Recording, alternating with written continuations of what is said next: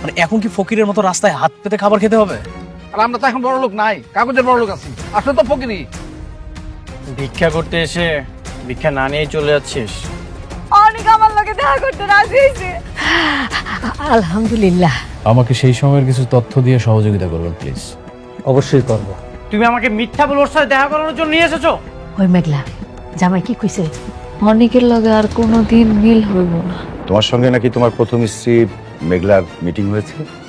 আপনি কি আপনার মাইয়ারে সুস্থ দেখতে চান নাকি মাইয়ার মরা মুখ দেখতে চান?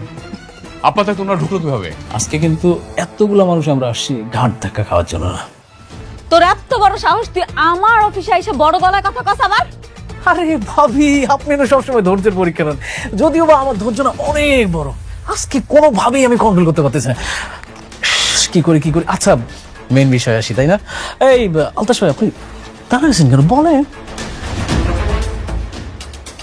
সেদিনই আমার সন্দেহ হয়েছিল, শাকের সাহেবের মতো একজন ভদ্রলোকের মেয়ে এত বেয়াদব হয় কি করে।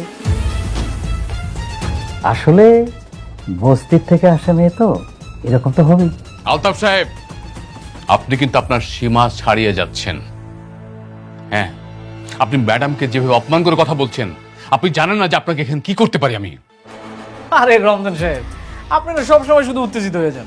আপনার বয়স হয়েছে, ভিপি লো হয়ে যাবে। আচ্ছা শুনেন, আপনি কাকে ম্যাডাম বলতেছেন? ও একটা বস্তির মেয়ে। ওকে বস্তির থেকে তুলে নিয়ে এসে আপনি শালিমা বিল্ডার্স এর মতো হাজার হাজার কোটি টাকার মালিক বানিয়ে দিয়েছেন। আপনি কিন্তু কাজটা মোটেও ঠিক করেন নাই। Very bad. মানে? ও মানে বুঝতে পারছেন না? মানে শার্প অ্যান্ড ক্লিয়ার।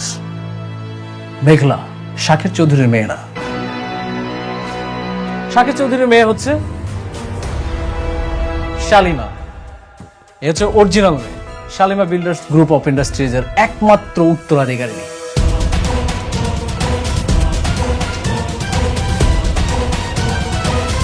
আর আপনি যাকে এখানে নিয়ে এসেছেন সে একজন ফেক, নকল, টাকার লোভী। হাজার হাজার কোটি টাকার লোভ সামলাতে পারেনি, এসে চেয়ারে বসে পড়েছে। রাতুল সাহেব, আপনার যে কি প্রমাণ আছে? Nice question. প্রমাণ, তাই না? হাজার হাজার কোটি টাকার মালিককে নিয়ে প্রশ্ন, তাহলে তো প্রমাণ ছাড়া আসা যাবে না। তাহলে তো মনে হয় এটা প্রমাণ ছাড়া আসলে বিগ মিস্টেক, তাই না? ঠিক বলছি। আমরা তো প্রমাণ ছাড়া আসিনি, প্রমাণ আছে। এই আপনি একটু বলেন না প্লিজ। আমি সেদিন মিথ্যা কইছিলাম। আসলে আমি বাচ্চা চুরি কইরা বস্তির পেছনে রাইখা যাই নাই, টাকার বিনিময়ে বিক্রি করছি। আর সেই মাইয়া